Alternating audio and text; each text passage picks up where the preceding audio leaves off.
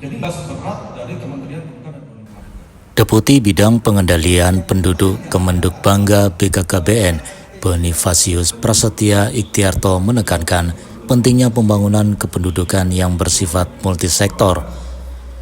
Menurutnya, integrasi Grand Design Pembangunan Kependudukan GDPK itu menyangkut jumlah, kualitas, persebaran penduduk, hingga data kependudukan. Hal ini membutuhkan partisipasi seluruh kementerian, lembaga, dan dinas di daerah, bukan hanya Kemenduk Bangga.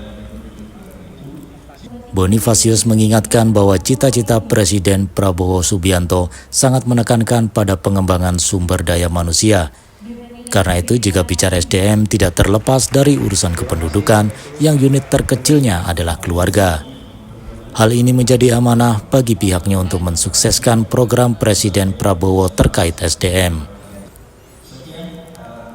Dia juga menyoroti tantangan bonus demografi, di mana saat ini penduduk usia produktif antara 15 sampai 64 tahun mencapai hampir 70%.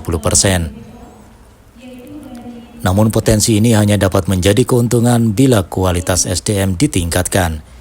Menurutnya, bonus demografi tersebut bukan otomatis, namun mesti dipersiapkan pendidikan, skill hingga lapangan kerjaan.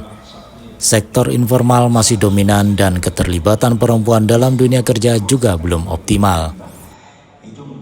Jadi kan kalau kita lihat dari asal citanya Pak Presiden Pak Prabowo ya, di situ ada dua, dalam asal cita itu ada dua yang programnya itu adalah program terkait dengan sumber daya manusia.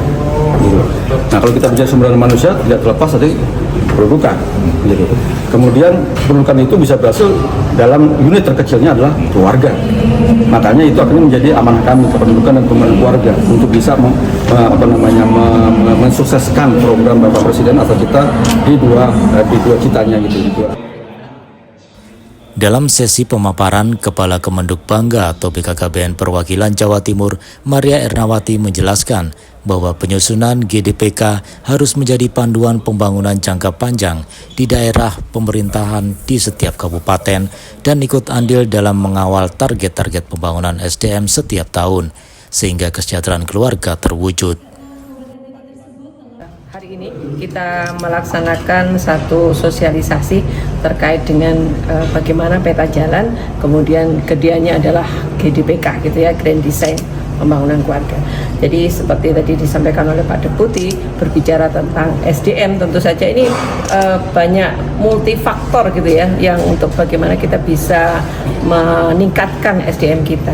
Nah, salah satunya tadi kalau dengan GDPK itu kan mengacunya kepada RPJMP jangka panjangnya. Nah, setiap tahunnya itu harus kita kawal. Jadi pemerintah daerah harus bisa menargetkan diri sesuai dengan aspek-aspek untuk peningkatan SDM tadi, mungkin dari pendidikannya, mungkin dari kesehatannya, kemudian dari ekonominya dan sebagainya. Pelaksanaan GDPK harus dikawal berkelanjutan untuk menyongsong Indonesia Emas 2045.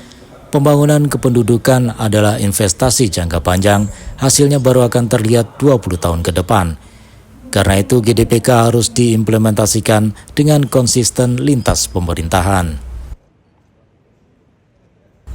Stadi Setia, Surabaya TV.